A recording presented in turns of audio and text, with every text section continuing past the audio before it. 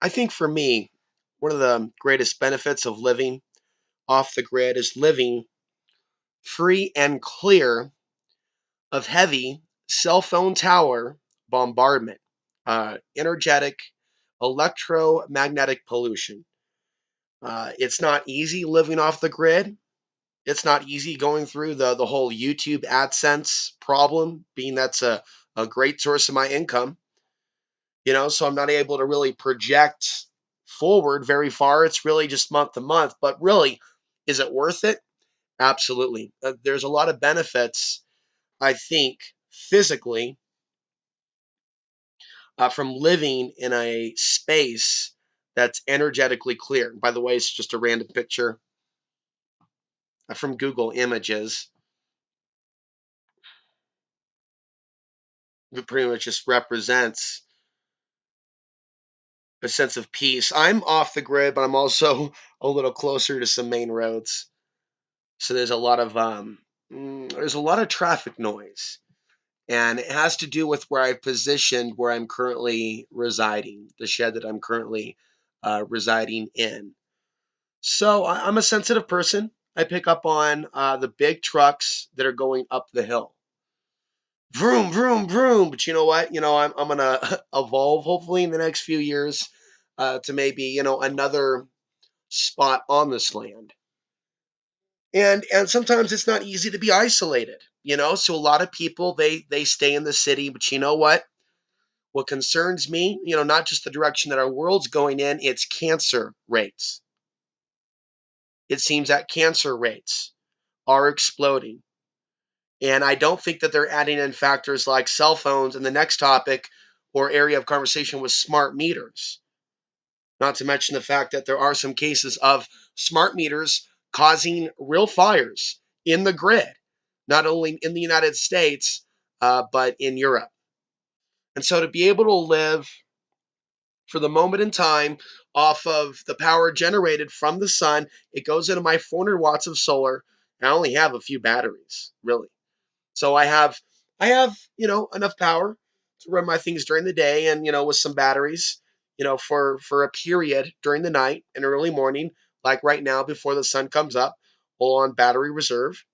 So I'm really grateful to have the energy. There's just enough energy that I need to run the things that I run, and not having a bunch of lights. And yeah, even though I could have an outdoor greenhouse that's run by lights, I don't have that going on. Don't have a big battery bank.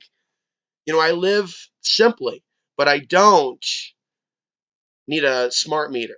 I don't need a smartphone. Don't need a smartphone, don't need a smart meter. And then, of course, all the studies really are showing that those things are making society dumber. And so, yeah, there's a lot of good information that somebody can access through their phone. It's the addiction to the phone. Now, I'm not saying it's healthy to have an addiction to YouTube. I've seen the adverse effects on that. But you know what? I'm also not using Wi-Fi. So I'm free from the Wi-Fi. I'm free from the cell phone towers. There is a signal, a Verizon signal that just barely reaches. Like last year, when I was doing some online work, I was using a Verizon hotspot. The kind we have to spend $100 for 10 gigs. I was barely able to watch any YouTube. It was just straight being used for that purpose. And I had to actually have my RV parked at an angle at a specific place in my driveway. Literally, literally. How I was able to discover it? Act of God. I've had miracles in my own life, but it's like I found that I had no signal with that little hotspot unless I was parked in just the right spot and had it placed in a spot in the back door to the RV, in just the right spot. So I found myself actually, pulling forward, backing up, pulling forward, backing up.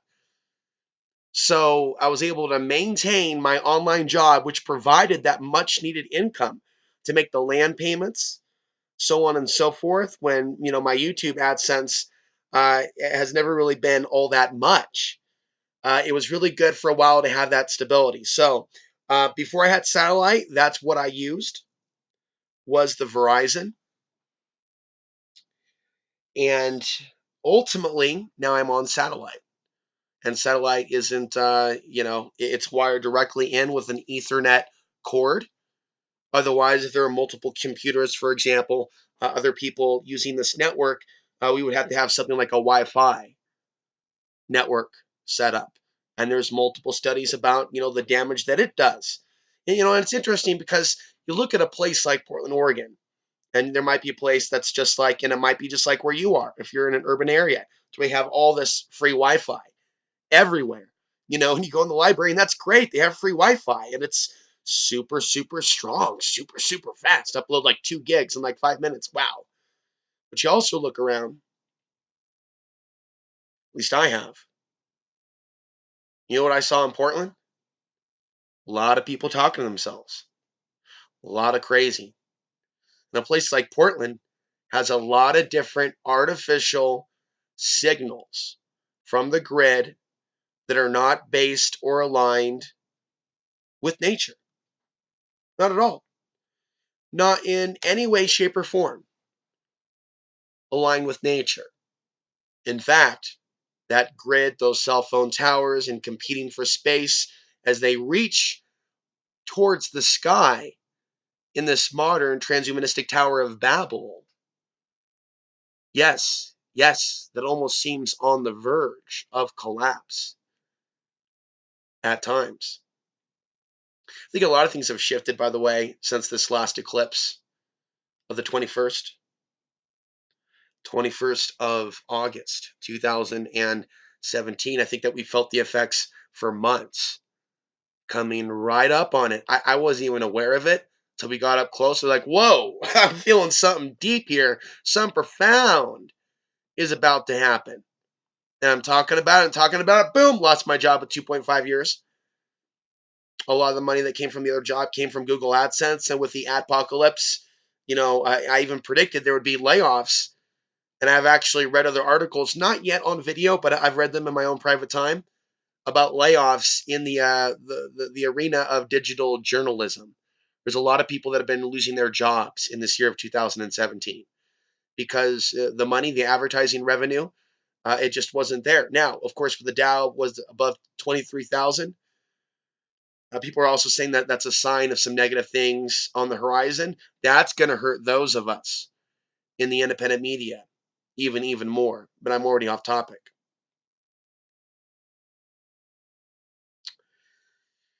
For me to be discussing the things that I talk about in the grid, to reset, refocus, and align. Wow, dealing with a lot of contrast. A lot of people even angry at me. So you know what? I've chosen to get some physical space. Hell, I know what it's like for a decade to speak to people in my own hometown, even though I lived in the countryside. Country boy, although I wasn't big into horses and feeding the pigs or nothing like that, or the chickens, although we did have chickens. I don't recall any pigs. Did have dogs, did have horses. I don't have any pictures of that farm, of the house I lived in, but maybe I'll do some stories from my childhood. If some of you are up for that, I'm thinking about it. I'll show you some pictures of what I lived in as a little boy, a half hour outside of Portland on 40 acres. So I was in a way sheltered and had enough space to ride my bike. We didn't have any. We had neighbors close by, but there was still enough room for some elbow room. A nice long driveway. Between the main road and our home was about a quarter mile. At quarter mile that I would walk every day to the bus stop from the age of 6 years old to 13 years old every school day that there was school, walking, and having that space, energetic space. But so what I'm doing now is kind of like a return to that, a more peaceful, memorable part of my childhood. Whereas when I think about my life in Portland, when I talk about my life in Portland, which is a city I was born in, but didn't grow up in as a young man, but chose to move into at the age, you're an 18-year-old, 19-year-old, at least I was. Ooh, city lights, big city nights, and then there's the toxification that can come in various forms to those that are affected by the city. But within even my own dark ages, I experienced my own dark ages in Portland, Oregon, in the late 90s or early 2000s. And through that, I found an awakening. I found an awakening. And I found myself awakening to the reality that I was meant to be there at that time and to awaken to particular things and then to speak about those things to the people around me and plant those seeds. I was meant to be there at that time to plant those seeds. And I had to come to the realization recently that I got to pull away from courting with Portland anymore, doing a show in Portland anymore, holding on to certain ideals that I had just months ago. In particular, warning them about World War III. And you know what I think will come? I think this country is going to see an invasion. And I think it's one of the most nightmarish scenarios, but I don't see it as the end of the world. But I see it as like something I see coming. Other people see it as well. And I think that there is importance in sharing this vision or a warning in addition. This is something that people can evade. People can get away from dangerous areas. People don't have to live in fear. But yeah, I think that we're seeing a breakdown. I think we're seeing a breakdown in these urban environments. And I think that, I talk about mankind being transmitter receivers. For me, it is difficult to be near people that are in the consensus collective reality. I think that, the things that I even discuss are strange to some people. That people today are acting like people may have acted 500 years ago. You're a witch. You're strange. I see behaviors from adults that remind me, but I don't remember everything that happened in middle school. So to compare them to middle school bully behavior or to things in elementary school isn't necessarily fair. But yeah, I'm not the only one that's noted an increase in sociopathic psychotic behavior in internet exchanges with other individuals. And does that in some circumstances, though, highlight a warning with regards to how people really are in the physical? To a certain degree, what's been put out on the internet, including the disinformation, has affected people in the physical reality, even if they say they don't have a Facebook account or they are not online. To a certain degree, even if they're watching modern videos or playing video games, especially if they're, you know, simulating murdering, the simulation of murder constantly. Think about that. If only people could see us from 1,000 years ago that our children, although I don't have any children, but I say that loosely, that our children would be using this amazing gift of technology that could be used to, for so many educational purposes, for the evolution of the mind, body, and spirit to transform this world, to evolve the soul. Instead, stuck in the underworld. Tales from the dark side. Do do do do as people literally are pumping away. Literally, boom, boom, destruction, destruction, destruction. And then we see art imitating life, life imitating art. Which came first, the chicken or the egg? As we see the third world bomb back to the Stone Age. On cue with these video games. And to articulate what's in these video games now that people are playing in this grid. The strawberries of the dark grid. Then you just adjust your eyesight. You don't need any aliens. You don't need any ascended masters to help you with this one, ladies and gentlemen. You, with your own power, will, free will, and volition, intention, see with your true sight, see reality as it is. Look through. Start identifying truth versus fiction as you choose to evolve as a soul in this real matrix. Put out the intention. You're going to start recognizing truth versus fiction. It's just going to come to you. You have that power. Nothing has the power to keep us in a trance to where we can't see truth versus falsehood. Who should we be looking to for the ultimate why? That's not the question to be asking. That's the wrong question people are asking now. Too many people are asking, who can I trust? The question is, how do you learn to align with the truth and identifying truth versus falsehood? Then you don't need a middleman. I'm one person. And that is my role. I'm sharing my truth. You believe, you align with what you should be aligning with. That's what should be said.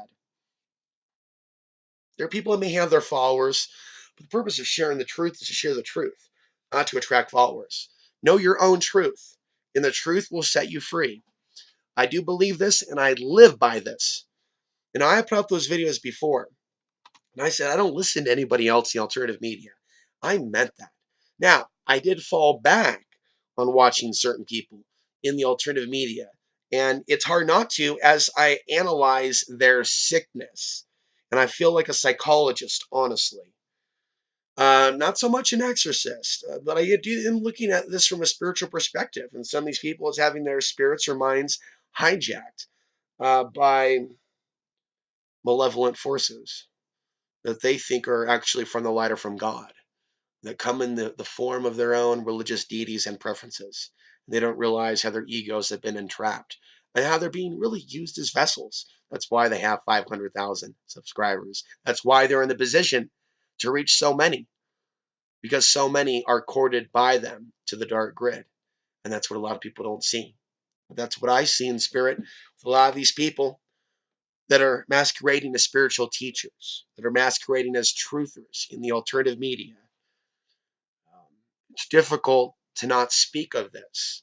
It's discouraging to feel like I'm facing a mountain. And that's what it feels like. So I won't deny that that's how I feel, but I don't feel helpless. It's a matter of adjusting our eyesight. It's not in my intention or purpose to compete with them. This is a very large world. There are people that are awakening to a certain degree within the collective, but there's not a collective shift in consciousness all at once. People are making their individual choices. And I've made the individual choice to pull back as an individual from the collective. Although this video did start with the other elements that went along with that was pulling back from this collective energy grid. But it's really, as I've described to you now, more than just pulling back from the grid, but pulling back from the collective consciousness. I can find literally and feel what's going on around me and for miles. And I can even be bothered by that, as I could find myself bothered in other urban environments. I think that that's always something that's been with me, a sense of disappointment in what's around me. And I think it really has to do the root cause of this with how the soul at times is interpreting this reincarnation or re-imprisonment in this reality. So I'm not getting the answers from society, and I see a society that will actually burn those with an iron rod, that start asking questions of a deeper, more importantly, those of us that attempt to be teachers in the local town squares and urban environments. And we may get our way with it for a few years and enjoy our time in the limelight. Then, of course, we may find ourselves facing an uphill battle if we're approaching this from a psychology of the people need to wake up, or that we're responsible for others. But I played out my part in the urban fallen Babylon, the voice in the urban wilderness that has been taken over by barbed wire, born into the fallen Babylon, or the city of the wounded goddess, as I coin Portland, and I do. In the same way, a Native American tribe group or shaman may dictate a certain name to a person based on their characteristics. I coin and have coined the city of Portland for over a decade the city of the wounded goddess, literally a river of death, being the Willamette River, running through it, and a purpose to the baby being born within such a fallen Babylon. To learn from it, a microcosm for a much larger, complex, fallen world. So I've learned this micro of the macro is how I describe my birth into this planet, where on the planet at the time I was born, living through the years in which I've lived, and multiple political administrations, and seeing definitely a turn from Bush to Obama, to later Trump after leaving Portland, now off the grid, and realizing you can take the person out of Babylon, right? You can't necessarily take Babylon out of the person, and this is a way that I describe the meetings and encounters that I've had along the way since living off the grid and being in Costilla County and being other places in Colorado. Has the consciousness really been all that much different?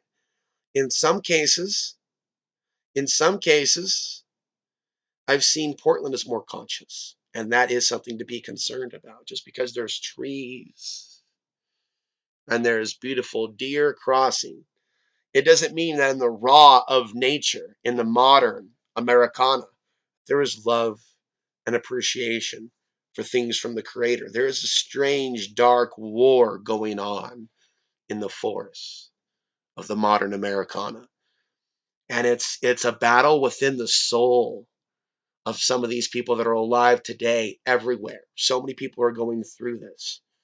It's like people have a choice to make whether they want to embark on a path towards greater awareness, their true path, greater consciousness, the evolution of one's soul. Some say on the path to God or serving God. And there's different interpretations of this. And I'm not saying there's only one way. Then there are others that seem to be influenced on the destructive path, thinking about murder, destruction, and thinking about harming others, and developing a consciousness of extracting pleasure from bringing harm to others or harm to the earth itself, or a sense of domination, really stemming from a sense of fear in this modern petri dish that we find ourselves in. Because ultimately, that's what this is. And so, people have a choice to make. And it seems that there's been a lot of information that's been made widely available. And I think that within ourselves is an encyclopedia and more of infinite knowledge and information. It's a matter of finding a way somehow to tune in to that knowledge within yourself. And it comes naturally. And there are some ways that we may need to focus and listen for the answers within to make decisions for ourselves, step back from cult leaders. And there may be people that you may not even see as a cult leader that I may not even see or have not even seen in the past as a cult leader, until, of course, we are educated, until our consciousness raises to a level to where we can see them as they are. And so, yeah, I do think that people end up in these spells. These spells, they're caught up in the collective. They're caught up in this collective, and they're surrounded by this grid, this artificial grid. And that artificial grid and its interaction with the natural field around the human being, it has the ability to influence, and at the very least, for a lot of people, weaken that field of the human body to such a level to where it can be penetrated by other spiritual parasites that know exactly how to use the physical grid for purposes coming from the dark grid. That there is literally an intersection, I believe in spirit, between this dark grid, dark crystal, or dark city reality and our power grid itself. It's a dancing with the devil scenario, our relationship to this grid. And I think that this discussion goes down the rabbit hole, but it's all connected. And we even think about the sun and the alleged threat that it has to mankind. Is it really a threat to mankind if the sun takes out the grid and we literally go back to basics? But yes, it's possible that millions could perish. Is it better that people naturally go during something more natural coming from an event like that, or to be murdered in cold daylight? Because we look at the amount of people that are being murdered by these governments that are literally being powered by the grid. I'd like to see nature. I'd like to see nature restore things. At any moment that nature decides that humanity needs to be restored, I'm not afraid of a solar event. Okay, yes, we have a problem with these nuclear power plants, and hopefully they've made the right preparations. But it seems that we are going to see a cascade of events and we already have. And we need to approach the future without fear of this artificial grid being taken away from us, because this artificial grid has been misused, and there's many ways which we can live outside that grid. Okay, for a lot of people, there are legal restrictions and whatnot, but when you deal with a grid going down, all of those things are thrown out, and it goes back to survival. And surviving tomorrow's world, if the grid were to go down, is far more than guns, butter, beans, and that type of militia mindset. It's even more than growing food. It's people that can keep it together without losing it. Okay. So if you keep like a natural, um, it's about perspective. So if we go through the future with the right perspective, we can go through the future without going mentally insane. Do you think that everybody else is in the same situation as perhaps you and me? That they're going to be going through the future and not going insane? And what does going insane entail? Not to go too deep down the rabbit hole of the dark side of mankind, womankind, but it's people doing horrible things to other human beings. How deep does that go? That goes pretty deep. There's a lot of people that have been prepped in the arena of sexual violence, unfortunately. So we did incarnate into a period where there's a beast waiting in the wings, just waiting to be poked into a Pandora's box.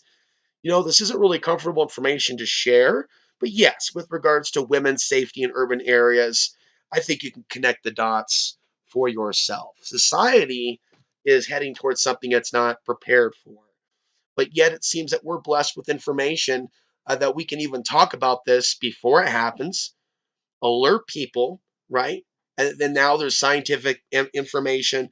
They on a regular basis talk about the potential of our grid being removed right away and being very unprepared for it, very few days to prepare, because it's only an average of 72 hours from the period that the sun decides to erupt. A solar flare, it may be pointed at the Earth at the right moment and the right second. And then from that point on, we can be dealing with months to years without a grid. And most people don't have food. Okay. What happens when humans run out of food? So, for myself, no, I don't live, I guess, like a lot of preppers you've seen on Doomsday Preppers. I believe that, if you truly believe that there's a certain threat coming to a certain region, i.e., we look at my own understandings or quote unquote air quotes belief systems, threats to the West Coast in the future, other nation states, even major earthquakes in Portland. I think that my story echoes a story of others, people feeling a danger upon the horizon, in some cases trying to be a Paul Revere and warn others about it, and then also being shunned by that community or a society for bringing those warnings, and then evading that dangerous area to another area, an area more isolated to maybe live out a quiet, poor, isolated life. And I think that pretty much describes myself, but that's not playing victim. There's strength in that, in pulling back from the addictions of this grid, the arcade reality, insert quarter here, get pleasure, electroshock here.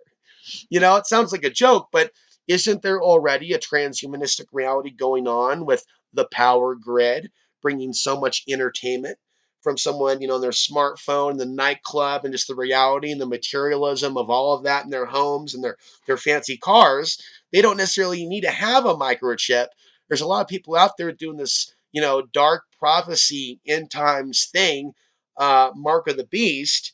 It could be argued that some people have already taken the mark of the beast.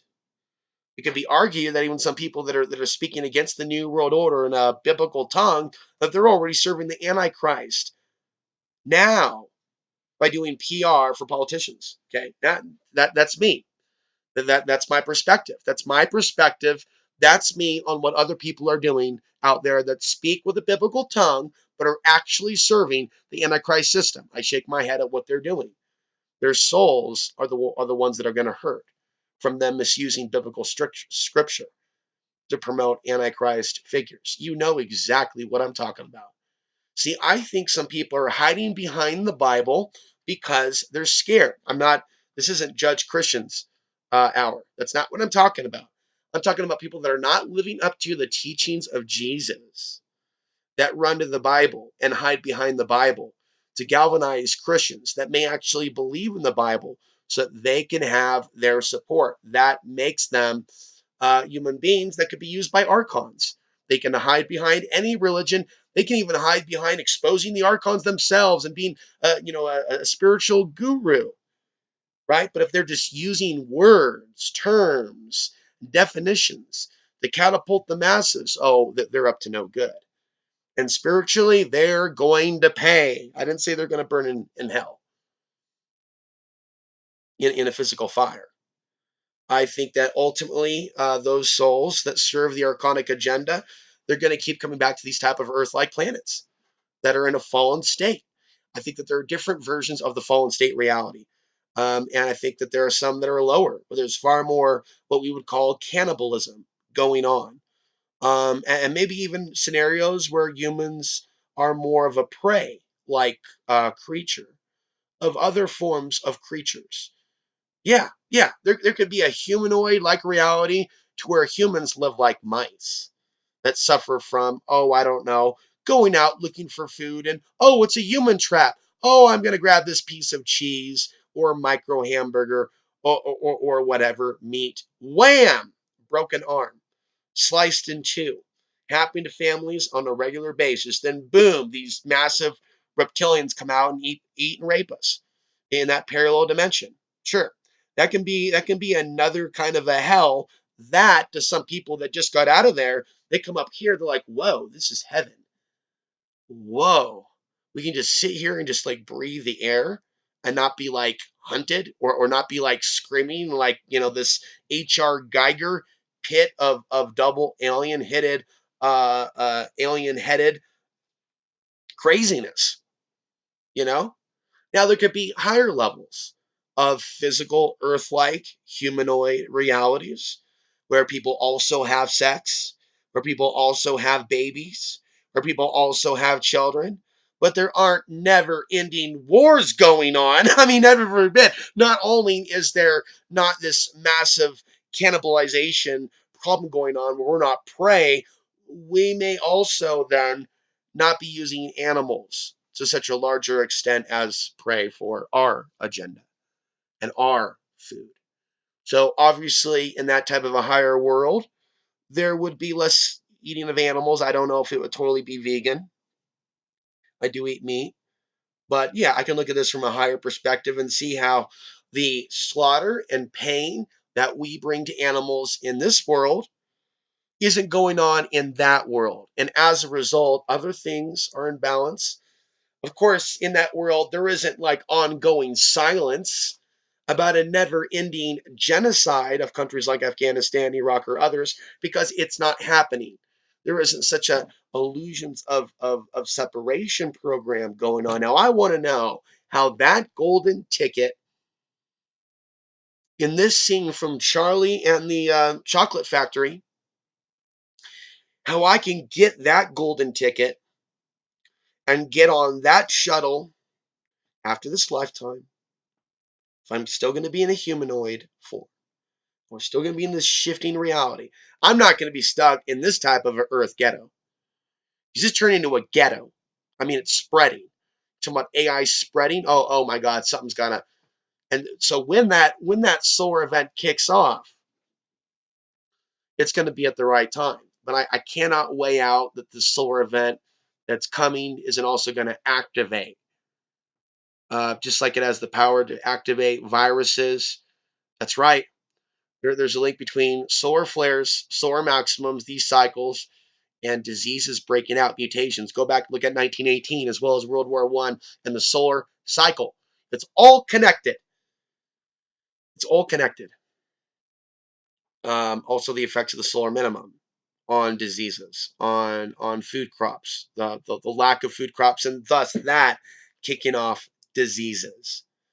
And then the lack of vitamin D and sun. So we go through these cycles of the rise and fall of civilizations that have happened naturally. And it seems that we are here now on this type of a planet that are going through this civilization reset. Again, I choose to look at it from, see, a lot of people don't understand that. because they don't believe that we're going through such a civilization reset. And in the civilization reset, some people lose their minds. Whatever's going on with the changes in the magnetic field and the other energies that are coming in, not just those of an earthly nature that are strong, but those of a celestial nature, but not necessarily of a benevolent, but those that come to influence and hack the biological human transmitter receivers. Hence, human beings alive today on Earth today, a petri dish that at times, through these cycles, it's as if portals open up and the world goes through this turmoil as we see the thinning of the veils. And so it's not just like one type of energy coming through, but it's collective shift in yeah, we've seen some collective shifts in consciousness. Would I describe them as enlightened? I would describe them as those that have frightened me and challenged my worldview and almost threatened my worldview to be something even more frightened of what will be of the collective. But it is only because I have the knowledge and information of the cycles. Where there's a low, there's a high. Where there's a high, there's a low. And there's something even deeper about the understanding of the yin yang or the yin yang, the high and the low, the balance of all things. And looking at micro highs and lows within the period of my life, I could see it going from up to down, up to down, and up to down, and up to down, this constant cycle. So what ultimately needs to happen is we need to learn to ride the wave and the highs and lows. And that's why I believe my PDF is important. The solar flare information is important. That's why I believe it can bring balance to people suffering from mania and obsession and even drug abuse and internet addiction and emotional highs and lows. There's a reason we are literally responding to celestial changes. And yet a lot of people study astrology and whatnot, and they're looking at it from a very limited perspective. When the beginning of their journey begins with when were you born and where exactly were you born? There is an element to that in matrix theory, to that being used as a tool, that data, to understand someone's potential behavioral dispositions. There's so much more to understanding the soul that transcends where they were born, how they were born, but most of all, genetic perceived disposition, their parents. Of course, we really don't know, do we? How do we end up with the parents that we end up with? Do we pick our parents? Or is there some sort of a pinball spiritual machine of sorts that literally has it on some sort of random rotation as a part of this experience? But really, is it random? Even in the supposed randomness, would there then be meaning? Just like the throwing of the die, just like the I Ching, just like other things that deal with divination or the casting of runes or bones. And I think that there is some truth in that. I think there is some truth in the idea that we literally came through as souls in particular bodies to learn particular things. It's more complex than the simple question as to whether we did something wrong or whether we did something right, but some sort of an advanced boot camp of sorts that could also be some sort of a punishment. Coming back to this reality, this rings very strong to me. And to come back here in the future as an average human waking up in the machine, future lifetimes, and in the modern type of governmental structure that'll exist then, I believe we want to avoid that. So that's why some people can look at our world right now and where it's heading from their perspective, a very limited perspective, and just looking at the positive elements of, say, a new world order for them in this particular time, economically, entertainment wise, living the high life, right? But it comes with a cost. Nations losing their sovereignty, to not go too political. It comes with a cost as we come under this umbrella, literally, of all of these governments being centralized under a central authority where for those of us that spend our lifetime looking at what that is or where that is, no, it's not the Muslims, it's not the Jews, it's not even necessarily the white man. They're obviously setting up white people in their own ways. Then what is it? It's something demonic. or I call it archonic. Antichrist consciousness, yes, but it's not a singular. It's that consciousness aiming to shine through during this period. They seek to bring it through. A lot of people are looking at CERN, and that's fine. I'm not locked into only that. I think they create a lot of distractions.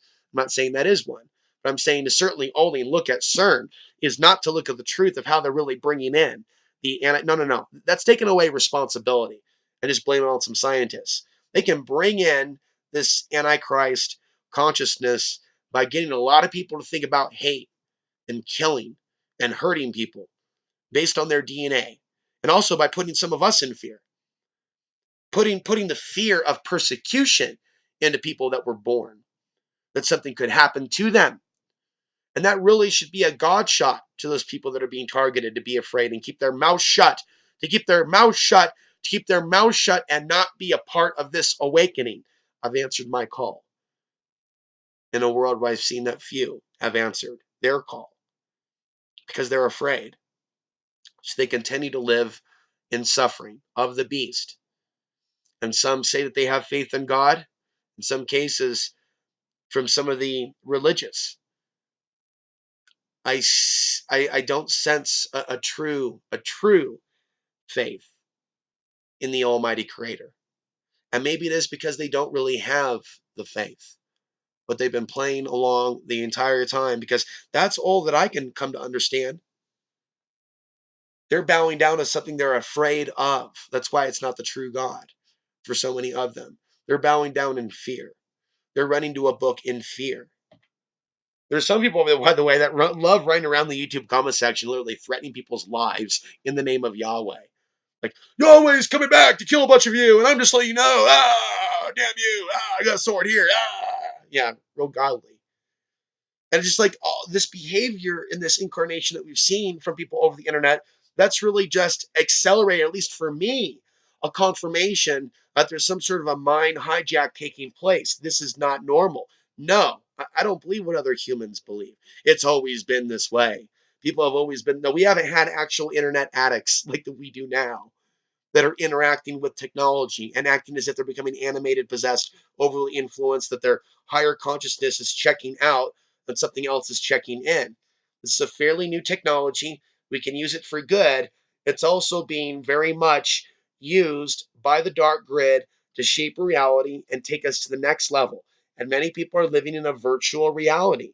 And that virtual reality and fake news is a vehicle for that virtual reality. What people could be doing right now is learning about what happened to us the last few years. They could be looking at it from a spiritual perspective. And I like to know what spiritual teachers are discussing this and going, students, friends, family, thank you for coming. We need to talk about the dark one deceiving us with technology. See, they've got people defensive, go, oh no, the Russians are innocent. It's all fake news. Ladies and gentlemen, I don't come to you to put out disinformation and lie. I came out here a few years ago on this channel talking about the disinformation that I saw as far back as 2013. I started naming websites. There's a network to create fake World War III news. So when you look for real news about what could be coming in the future, we would find all this whatisitmean.com, search of all EU Times, before it's news.com, disinformation. This is before they started panicking people about an Islamic invasion, but I was already on the case that somehow, some way, intelligence agencies were skewing reality on the internet to literally fry brains. I've been involved in this since 2004, 2005 on the internet, reading certain articles. It was far more informative, as well as the InfoWars Alex Jones content, and inspirational. I used to get pumped up listening to that guy before doing my own shows on Access TV, live, taking phone calls. So I've seen a shift in consciousness, and it's led me to a place where I don't want to be too close now to the collective. Who? Waking people up? Whoa, damn. It's more like wake up. It's more like waking up to what's happening to consciousness and seeking to not let it happen to others. And I think many are called to this. And in order for us to wake up to the evils of this world, sometimes we got to be burned by this world first. We got to fall into a pit with the snakes. And we've got to cry out to God in our own way. Oh God, help me. Oh God, please help me get out of this ditch. Angels, please don't let me go now. Not now. Please don't leave me this way. Don't leave me this way. Do do do do. And have you been there? How many times have you been there in your lowest of moments where you've hit that bottom where you're I can't do this alone.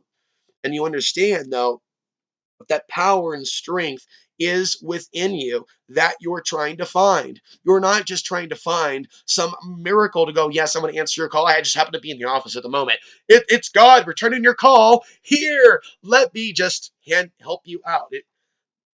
That's a part of it. Somebody may be praying for someone to literally like come along on the path. Or what I've noticed in my own life, oh, I've mentioned this so many times, not lately, something easily taken away to just almost put me in that state of course, focusing on a greater reality than just my own and my own space to get through that. A sense of needing good luck, if you will, for lack of a better phrase, only to see things turn out better, to be what we would call a sign. Show me a sign and seeing a confirmation of an interaction with the consciousness. Hey, I'm seeing my internet connection's working right now. And I type in my friend, hey, can you see me? Can you see me now? Oh, confirmation. My friend can see this. I'm just using this as a metaphor. I'm not actually doing that. Get a confirmation from a friend of mine online now. Oh, good. Your phone's back. Your phone just dialed. Oh, cool. Verizon just restored your service after you paid your $100 bill. Congratulations. And getting those confirmations from the universe. Using this as a microcosm example, there are many examples of confirmation from the universe that I've been on the right path throughout this lifetime. And it's not fun just to get confirmations from the universe in the form of energy backlash to where you start experiencing some paranormal realities to where it's like, oh my God, there's something not godly animating this particular person, website, where you wake up to a level of awareness and consciousness. And it can frighten some of us, like, oh my God, what are we doing in this fallen world? Oh, woe is me, God. We go through that cycle. What the fuck are we doing in this reality? What the? And then from there, yes, there's some radical dude, uh, spiritual extremist viewpoints for people to launch just like this building in this picture. Oh yeah, well, enlightenment's over there. Hey, got an idea? Let's just jump off the building. Yay! Let's just jump off the building and have a radical extremist spiritual worldview. Or let's just jump into the sun or jump into the volcano or try to get off into space. Spacecrafts, we're one of the 144,000. What's up? We're your homies. And you see what's happened here? People start waking up to a little bit like, whoa, no way. Reality is not as it seems. Yowza, wowza, bowza, holy moly, garganzoli. There was a guy on Access TV in Portland, Oregon in the 80s. That was his whole tagline. Jim Spag. But people start waking up halfway like Neo, but they don't go. I don't like to use the red pill analogy anymore. It's been co-opted. But Mr. Miyagi, Karate Kid, his advice to Daniel: walk left path, safe. Walk right path, safe. Walk middle path, squish, just like grape. And so we got to go all the way, or we don't do it at all. You go halfway with some of these, halfway ways of doing things, we get hit.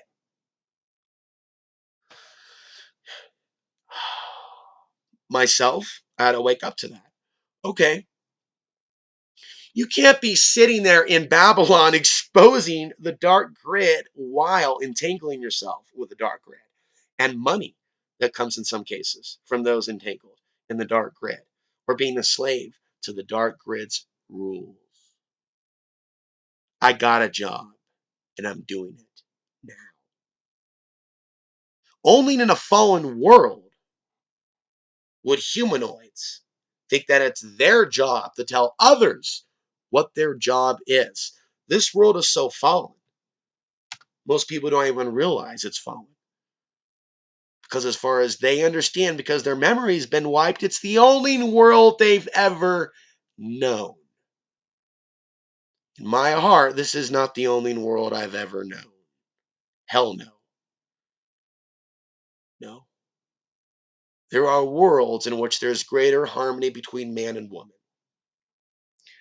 woman and man.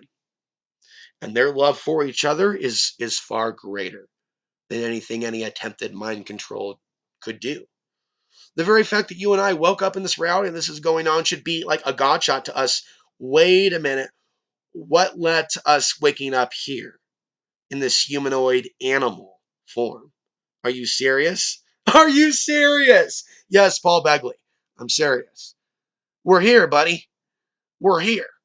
And yeah, we may get a little bit of advice from this book or that book, but it ain't about like some, you know, what a lot of people think.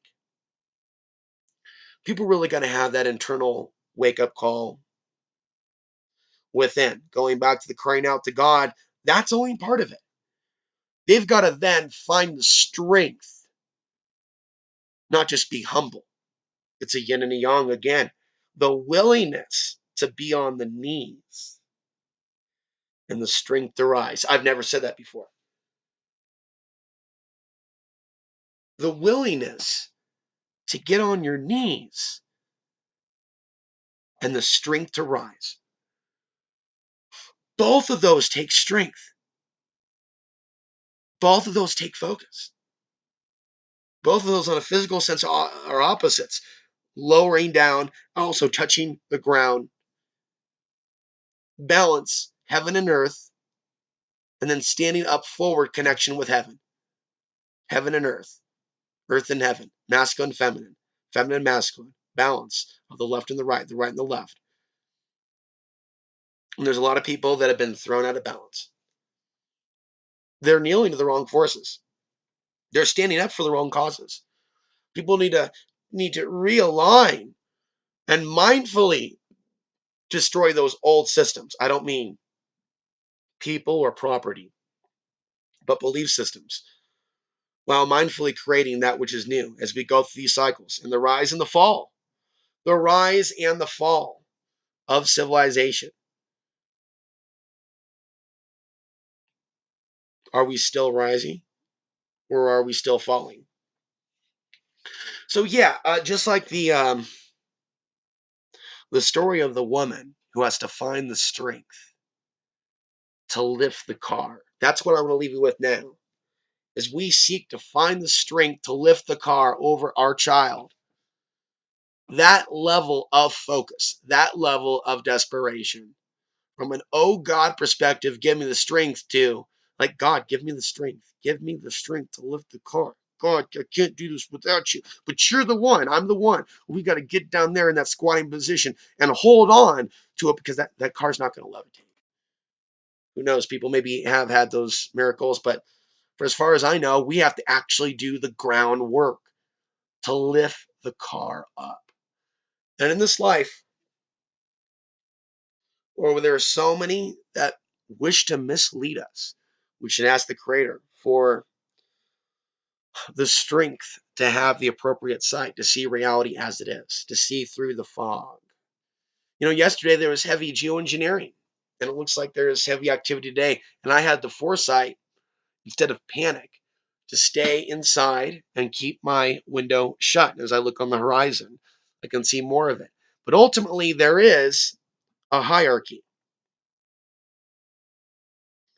a spiritual hierarchy above the dark grid. And there's a reason that we can detect a light shining beyond that is mysterious, that even our own people in our own modern day and age of 2017, not only the stars and possible planets, but the sun, we don't even agree on what these things are. And some people even argue that they don't even exist. Shout out to the flat earth movement, and that everything is fake. But this should be a wake-up call to a level of ignorance that we have found ourselves in. If we know that we can't trust our governments and modern science for the truth, and we know that there's so much disinformation, why should then we look to others to tell us everything that's real. We should only be looking at our own lives, what we need to unplug from in this matrix, so we can regain the sight, we can regain the memories, we can remember who we are and how we fell into this world. And there may be other people in books and lectures, and I might play a role in your own awakening, and that's great. But I'm still searching for the answers myself. We're all searching, many of us. But it's like in this lifetime that we can even create these puzzle pieces as individuals. And we can offer those puzzle pieces that we've developed through our lifetime and everything that we've experienced. And we can offer our puzzle piece to the rest of the world in the form of a documentary film or a book. We can literally contribute a body of information while we were in the body to thus help the collective evolve. And I believe that's what we're here to do. But with that, we will end this morning podcast. I'm Alex Ansari, sign off from rural Colorado, Thursday, October 19th, 2017.